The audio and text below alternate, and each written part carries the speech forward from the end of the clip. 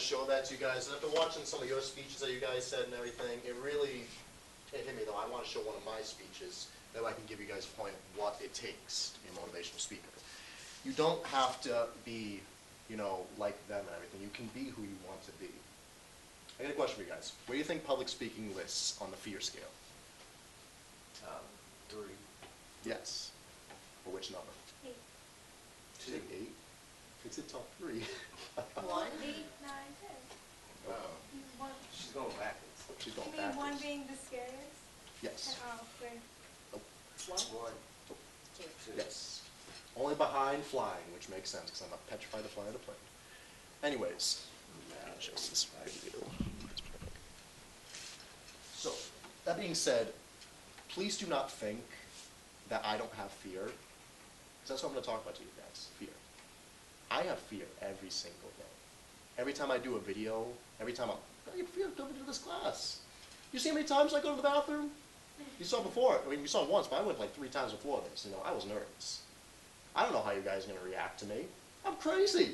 I should be in an asylum somewhere or something. Like, freaking, like, this guy's crazy. He talks to himself in a black morph suit. I'm crazy. Okay? But my thing is really, what's there to be afraid of? Are you afraid you're going to mess up, stumble on your words, lose control or something,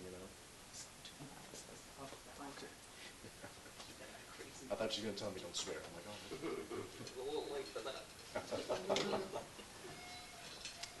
Well, like, what are you really afraid of? Is it that you're going to mess up, you're going to make a fool of yourself? Do you want to know the stuff I've done? That costume I wear, I'm known as Ash at school. No one calls me Logan. They're just like, hey, it's Ash. Can we take a picture of you again? Sure. I don't care. I've done so many crazy stuff, and I'm afraid every single day. I have panic attacks sometimes doing stuff that I want to do. I dressed in drag one day. Literally, booty shorts, crop top, wig. Skipped around campus. I got kicked off. They told me to leave. They're like, can you leave? Like, you're scaring people. And I'm like, okay. 6'3" guy in drag. That weird. But like, it is. But I was panic attack. I had my heart racing. But people love me. Guys let me wrap their legs up my leg around them and everything. One guy grabbed my butt and everything, and I was just like, is this what you do to women? Is this how you try to get like laid or something? And he was just like, what? I'm holding you up. Yeah, sure. That's what they all say. But like, I'm just saying, like, I know there's at least probably one person here who was afraid to speak in front of the class. So I was. Why do you think I do crazy stuff like this? To overcome my fear. I substitute my fear of dressing as Ash, because now that I've dressed as Ash and made myself look weird, I still have disease on my face, I can feel it. You know what I mean? Like, I don't feel fear anymore about speaking in front of you guys. You can hear it in my voice, because I know when I'm afraid. I do it in my videos. I'll start stumbling, I'll be like, and I'll stop for a second, look up, try to think of what I want to say. And I'm not stumbling right now. I'm speaking clearly. I'm looking at you all in your eyes and stuff, and not having a fear. But I wasn't always like that. You could ask Miss Lehman. I remember my first speech, Miss Lehman, right? I believe it was open topic. And I talked about a marathon runner who, I think he broke his leg, and he kept going. And his dad, tried to stop him. He's like, no, I'm going to the end. He was crying because he lost. He was last, but they gave him the biggest standing O.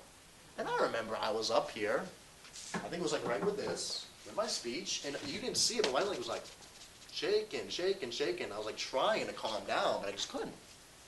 And now look at me. I don't have any fear. I don't have any fear at all. I mean, I do, but I just don't let it get to me. Have you guys experienced fear while speaking? Anyone? Mm-hmm. What did you do to conquer it? I just dealt with it and just There you go. ignored it. My reason that I overcame my fear was, it was weird. In high school I was always quiet, but in college I really wanted to be myself more. I didn't know how to do that. And I believe it was 2 classes. First it was public speaking. There was another class, and that's where I developed that little spandex character guy. The one who's crazy, or than me. Because I was just looking around, I just saw people, they were afraid to be themselves. They were holding back so much. And I still see it every day. It's just they're afraid to just talk, to make a joke, to like talk about like, hey, let's talk about like why Pluto's not a planet anymore, why Donald Trump looks like a freaking dipshit. But you know what I mean? Like everyone's just afraid to like talk and just be themselves. So I thought, okay, I got an idea. If I wear that spandex suit, no one knows who I am. I'm completely covered, my face is concealed, and I can just talk and be whatever I want to be. And they loved it, and it made people laugh. In one of my classes, there was the most monotone teacher you could imagine. He was smart, but he wasn't a good public speaker. And he just went on, and everyone hated the class. The day I dressed in that morph suit, everyone's like doing, this is everyone in the back of the class, literally. Like looks at me, because I'm in the back corner just like this, like being an idiot, just nodding at everything he says. They're just like, Snapchat this, Snapchat that, and I'm just like, like, tag me. And it was just like that, you know? And then when it came to public speaking, I remember, I believe I pulled you aside, Miss Lehman, I was just like, let me just do crazy stuff, like let me do that. And she let me do it, and I thank her for that. This was the only class I've ever gotten an A+ in my entire life. And it was because Miss Lehman let me be myself. She didn't have to make me hold back, she didn't let me do anything. And I know I'm crazy. I know I'm a weirdo. I know you're going to go home to your family, your lovers, whatever, and you're like, you're never going to believe who I met today. This crazy-ass kid who comes in here, dressed as Ass Ketchum, plays music, plays a damn video and watching him in spandex smacking his ass. Like, what? Why is this kid out in public? God, I can see you guys. I don't care. Talk about me. Get my name out there. That's the thing. I did that because I overcame my fear. So are you guys going to overcome your fears? You know, are you going to start thinking about that now? Is it's like, is my fear really going to hold me back? Because I want to talk to you about your speech, Be Phenomenal, Be Forgotten. That opening scene, I'm really glad no one looked behind me, like back to me. Because I started to cry, actually. Literally. I'm not kidding you, I was really crying. That video has hold a special place in my heart. I downloaded it as an MP3, so I could listen to it in my car, in the gym, whatever. And the opening line, when he said, are you going to wake up in the world that you've been given, or are you going to wake up in the world you dreamed of? And I looked down on my shirt, and I realized I'm in the world I dreamed of. And I haven't listened to that video in over a year. Around the time I came back to your class last year.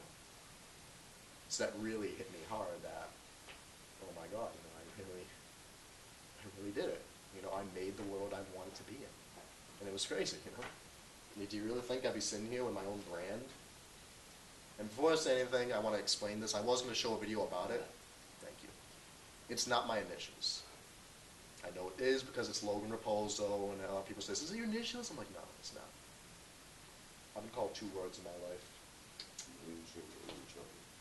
No. Loser a little bit, but no, it was Lost Cause and Reject. Logan the Lost Cause and Raposo the Reject. And those words have stuck with me. So I wear them right here in the heart. I wear it every day proudly. That's why I made this channel. So I could reach out to people who are like that. Because I didn't have that place growing up. I had nowhere to go. I just had to take the beatings they would give me. Verbally, physically, whatever. But I offer this channel, even though it's not offered. I offer my channel to people who feel that same way, who deal with that every day. So they can have a place to go, where they can be free. They can feel like they belong, and they're safe. They can have fun, they can escape that harsh reality they're from. That's what I think. And that really hit me hard, thinking that I actually made it, you know. I accomplished my dream. You know, it's funny too, because I know everyone here has Facebook, and they have that thing now where they share memories and stuff like. And I always say, okay, what memory was it? And I see last year, do you remember when I said, last year I said, yeah, I wanted to become a fireman? Yes. And you even said to me, I just can't see you being a fireman. And I was like trying to go for it, and I'm just looking back, and I'm just like, oh my God. It's like last year I was trying to become a fireman, and here I am now, finally living my dream. What made you say, like, what made you know? Well, I'm glad you asked that, because I was hoping to say this. At the end of 2013, I started to get very sick. And in January, I ended up going to the hospital. And they could not find what was wrong with me and stuff, and I was sick throughout the entire year. And throughout that year, every thought in my head was, have I lived? Like, why am I holding myself back? Why am I afraid to be myself? You said yourself that in that video that really hit you was, leave no dream accomplished and you die. And I thought, if I'm going to die, what have I done? Have I accomplished my dream? No. I'm sitting in a hospital bed with tubes in my arm, about to get tubes down my throat to see what's wrong with me. Changes you. It changes you. Trust me. When I was in that hospital, all I heard was that.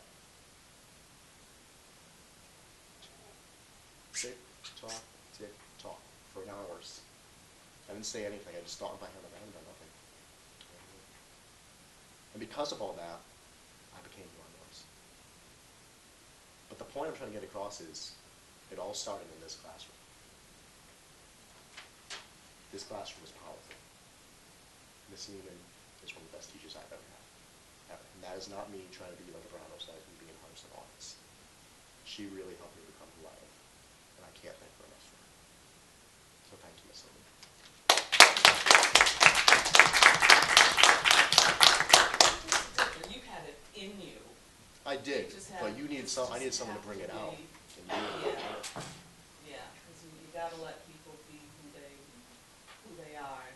Typically in every class, there's somebody who's just dying to come out, you know, and I've had people come out as, I'm gay, while the second cousin is sitting in the back of the room, Yeah. realizing that, okay, so now it's a nice family moment, turn out that you're gay, and my mother doesn't know, and I'm like, yeah, your mother's gonna know in about 10 minutes, Oh, boy.